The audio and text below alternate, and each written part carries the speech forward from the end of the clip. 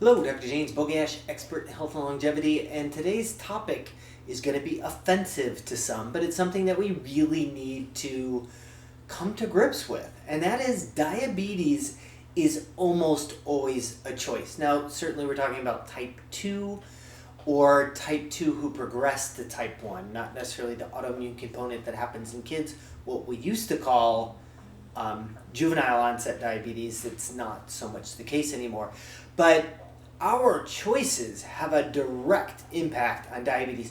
There are certainly scenarios where that's not the case. Agent Orange is just a first thing. Those people had a definite higher risk of diabetes, and it was probably going to be very difficult to mitigate the factors. Injury, I mean, there are certainly reasons why, but in general, diabetes is a choice based on our diet and our exercise. And I think as we get older, exercise becomes, like, diet's always important, but as we get older, movement and muscle mass becomes critical. And it just still shocks me how often I have patients my age or younger or older that think it's okay to not be moving, and it's not. There is no scenario that plays out where not moving and having a sedentary lifestyle is going to turn out well. None.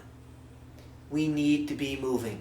So what brings all this up? It was a study recently. It looked at populations of both China that were 45 years and older and in England that were 50 years and older, both of which include me.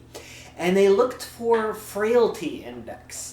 So we're talking about frailty, we're talking about generally 5 factors. That's walking speed, that is grip strength, that is exhaustion, just being tired, low physical activity, and unintentional weight loss, which can also be cancer or some things. But as we lose muscle mass, that becomes an issue. But those are the 5 things we generally recommend, we look at as markers of frailty, and we want to have all 5 in our favor.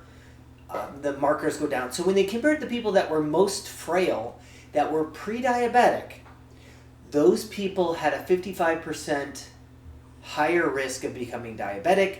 They had a 90% higher risk of having cardiovascular disease, and a whopping 240% higher risk of all-cause mortality, otherwise dying from anything.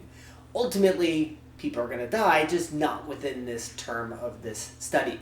What was even worse is once they were diabetic, those frailty became even more damaging. Cardiovascular disease was 272% higher risk, and all-cause mortality was 228, so almost as high as pre-diabetes, diabetes. But this is all about movement. Certainly diet is important, but we have to be moving. We have to, and walking around the block, it's not gonna cut it. Unless you're 95, walking around the block this whole 30 minutes a day crap is not enough. We need to be doing strength training. That's push-ups. Can we still call them girl push-ups? Knee push-ups, push-ups against the wall, squats, something to build muscle. This whole, 5-pound weight thing, walking around with them, not a big fan.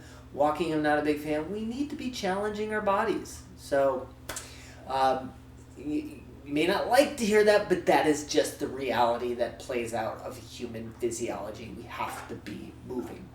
As always, I'll post a link to this particular study in the description. Make sure you like this video, share it with somebody who you think needs the information, and subscribe to the channel.